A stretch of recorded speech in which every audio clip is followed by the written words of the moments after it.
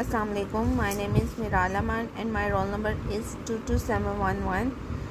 I am studying BS Education 6th semester. Today's my topic is techniques of review literature. As we know, what is review literature?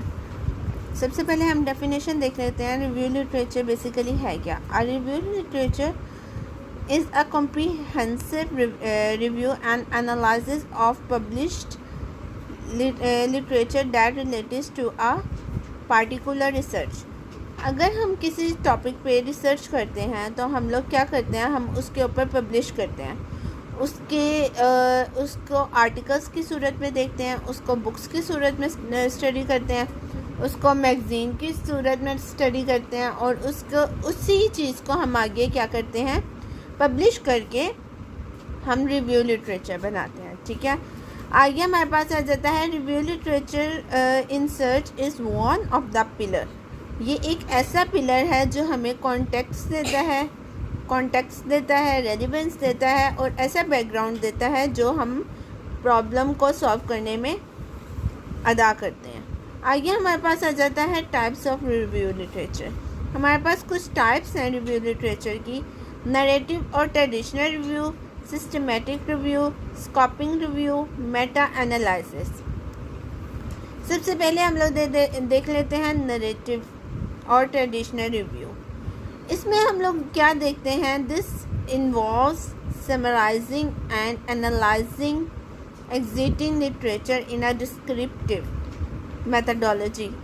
अगर हम लोगों के पास कोई ऐसा method नहीं होगा जिससे हम लोग एग्जिट नहीं कर पाएंगे, जिससे हम लोग एनालाइज नहीं कर पाएंगे, वो सारा कुछ किसके अंदर आ जाएगा, नरेटिव में आ जाएगा. इसका अगर हम पर्पस देखें तो आ जाता है to provide an overview of a topic, identify key themes. हमें की थीम्स के ज़रिए फाउंडेशन और रिसर्च की सारी जो आइडेंटिफिकेशन है वो सारा किस में आ जाता है, पर्पस में आ जाता है. इसकी बहुत ही एक अच्छी एग्जांपल दे दी गई है. A review summarising the current state of research on a specific approach. बहुत ही अच्छी अप्रोच के जो रिव्यू है वो हम समराइज करते हैं करंट स्टेट के ऊपर. ठीक है, आगे हमारे पास नेक्स्ट आ जाता है सिस्टमेटिक रिव्यू लिटरेचर. इसमें हमारे पास क्या आ जाता है, ऐसा प्लेटफॉर्म जिसके ऊपर हम रिसर्च करना चाह रहे हो. ठीक है, हम लिटरेचर के ऊपर रिव्यू करना चाह रहे हो लेकिन वो रेलिवेंट ना हो, रिव्यू के लिहाज से, रिसर्च के लिहाज से रेलिवेंट ना हो, या हो भी तो हमारे जो टॉपिक्स हैं उसके रिलेटेड हम लोगों को क्वेश्चनेयर्स बनाने चाहिए. आगे उसके पर्पसेस आ जाते हैं to provide a comprehensive and unbiased review on the evidence, minimizing and ensuring a high level evidence based conclusion. ऐसा conclusion बनाना है जो हाई बेस के ऊपर स्टडी करे, हाई बेस के ऊपर उसका जो एविडेंस है वो हो, उसके जो कम्प्रिहेंसिव है वो प्रोवाइड की जाए. इसके एग्जांपल है a systematic review examining the effectiveness of a particular intervention in improving student reading comprehensive. कि स्टूडेंट की रीडिंग की क्या कॉम्प्रिहेंसिव है वो सारा कुछ इसमें बताया जाता है. अगर स्कोपिंग रिव्यू आ जाता है उसमें हम लोग क्या देख लेते हैं, एम्स देख लेते हैं कि हम लोगों ने कैसे नेचर, किस तरह की कैरेक्टरिस्टिक्स के ऊपर काम करना है. हमारा जो बॉडी लिटरेचर है वो लार्ज होना चाहिए, टॉपिक के हवाले से देखना चाहिए. इसके पर्पसेस आ जाते हैं, हम लोगों को कॉन्सेप्ट क्लियर होने चाहिए, हमारे जो थीम्स हैं वो आइडेंटिफाई होनी चाहिए और बाकी की रिसर्च के ऊपर करना चाहिए. इसकी एग्जांपल हमारे पास इतनी है, a scoping review exploring the use of technology in education across different disciplines. हर एक डिसिप्लिन्स को इलादा काम मिलते हैं. जैसे हमारा BS एजुकेशन है, हम लोगों को जो कोर्स आउटलाइन है, हमें जो काम मिला हुआ वो चेंज मिला हुआ है और बीएस इंग्लिश का चेंज होता है। हर एक डिसिप्लिन को उनके स्टडी के मुताबिक, उनकी टेक्नोलॉजी के मुताबिक सारी जो है रिव्यू करनी पड़ती है।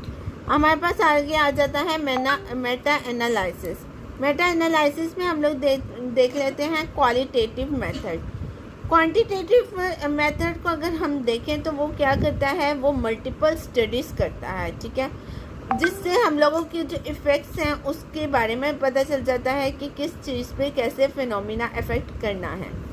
आगे आ जाता है to determine the overall effect size on a treatment और intervention providing a more precise estimate than individual studies. एक बंदा जो इंडिविजुअल स्टडी कर रहा है और एक बंदा ग्रुप में स्टडी कर रहा है, तो मैं जो हूँ वो ग्रुप स्टडीज़ को ज़्यादा करूँगी, क्योंकि ग्रुप स्टडीज़ में आपको जो इन्फॉर्मेशन है वो ज़्यादा अच्छे तरीके से मिल सकती है।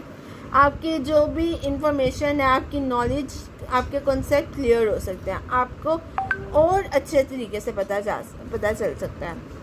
इसकी एग्जांपल है अ Meta analysis examining the impact of homework on student achievement.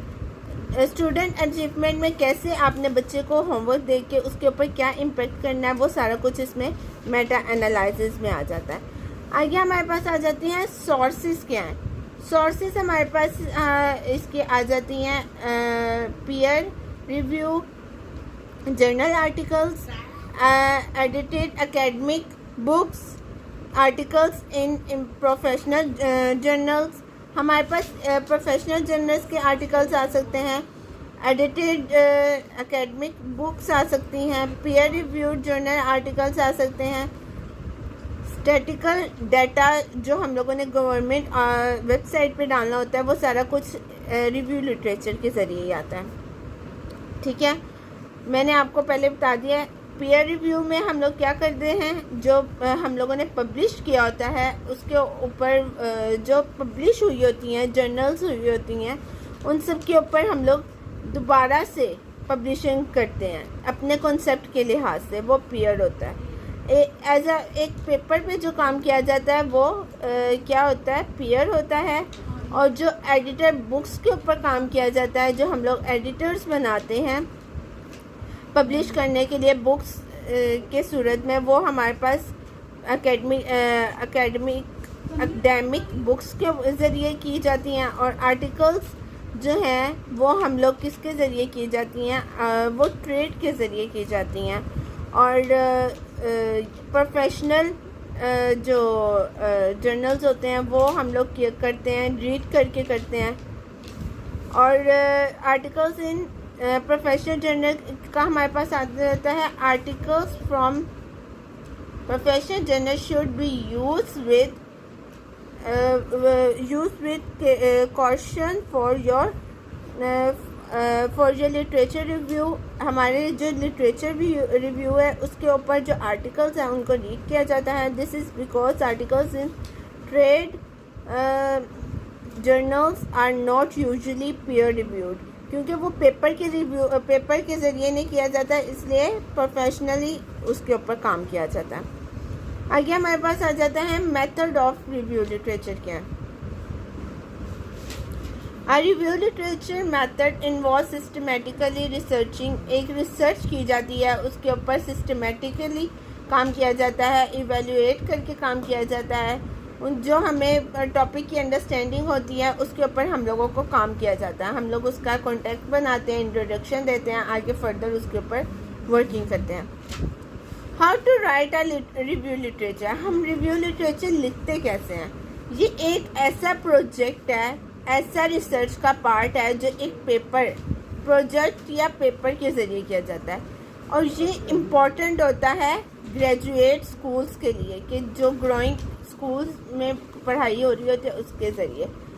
This hand out will focus on defying what a literature information giving, कि हमें क्या इंफॉर्मेशन मिल रही है और व्हाट टाइप्स पार्ट्स हमारे पास इनके क्या है। सबसे पहले हमारे पास आ जाता है रिसर्च पेपर। अगर हमने बनाना हो, एब्स्ट्रैक्ट हमें लिखना चाहिए, फिर हमें लिखना चाहिए इंट्रोडक्शन, फिर रिव्यू लिटरेचर, फिर मेथडोलॉजी, फिर उसके ऊपर हमने क्या रिजल्ट्स निकाले हैं, क्या क्वेश्चन निकाले हैं, क्या हमने उसके अंदर फाइंड किया, फिर उसके ऊपर डिस्कशन हमें करनी चाहिए और एंड पे कंक्लूजन करना चाहिए। आगे हमारे पास आ जाता है the purpose of a review literature, कि रिव्यू लिटरेचर के पर्पसेस क्या हैं। A review literature demonstrate your ability to research, हमें ऐसी एबिलिटी देती है रिसर्च करने के लिए। It also showcase your expertise on your chosen topic, अपने टॉपिक के ऊपर जो भी हम लोगों ने वो काम किया होता है वो हम सबको क्या देती है, रिव्यू लिटरेचर रिसर्च के ज़रिए देती है, और हम लोगों को उसी के ऊपर थ्योरीज और स्टडी करनी पड़ती है, उसको अपने वर्डिंग में लिखना पड़ता है। फिर हमारे पास आ जाता है what is review literature. Basically review literature है ही क्या। A review literature is a review और डिस्कशन, ये एक ऐसा डिस्कशन है जो हमें पब्लिश के ज़रिए किया जाता है, जिससे हमारे पास बहुत से अच्छे आइडियाज़ हमें मिलते हैं और हम आगे लोगों को प्रोवाइड करते हैं। हम लोग रिसर्च के थ्रू हम लोग स्पॉटिंग हमें मिलती है और हम लोग आगे प्रोवाइडेंस करते हैं कि हमारी जो इंफॉर्मेशन है हमारे लिहाज से वो रिव्यू लिटरेचर क्या है, रिसर्च हम लोगों के लिहाज से क्या है, लेकिन बाहर वालों के जो बाहर वाले लोग हैं जो अब तक रिसर्च कर चुके हैं उनके लिहाज से क्या है, ये सारा कुछ हमारे पास रिव्यू लिटरेचर के आता है। फिर हमारे पास आ जाता है रिव्यू लिटरेचर का कि पार्ट्स क्या हैं। जैसे कि मैंने पहले बताया था इंट्रोडक्शन में 1 to 8 पेज का जो है वो बताना आप लोगों ने कि इंट्रोडक्शन में उसकी डेफिनेशन वो है क्या।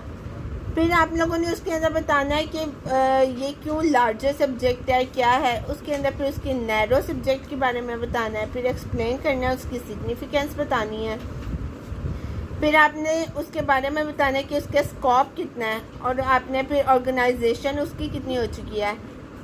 नेक्स्ट हमारे पास उसके कॉन्सेप्ट डेफिनेशन आ जाएगी। पहले बैकग्राउंड बताएं, उसका इंफॉर्मेशन बताएं, फिर डेफिनेशन बता दें। बैकग्राउंड इंफॉर्मेशन के अंदर आ जाता है डेफिनेशन, कॉन्सेप्ट और उनकी जो हिस्टोरिकल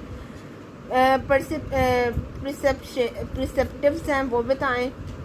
उसके बाद उनके ट्रेंड्स, थीम्स और जो उन लोगों ने काम किए हैं ओवरऑल वो क्या हैं वो बताएं, और ये सारा कुछ बॉडी में आ जाता है। फिर हमारे पास लास्ट आ जाता है कंक्लूजन। ये सारा कुछ बताने के बाद हम कंक्लूजन करेंगे कि हम लोगों ने पूरे रिव्यू को समराइज करके एक ऐसी समरी टाइप बना देनी है, उसको क्या कहते हैं, कंक्लूजन।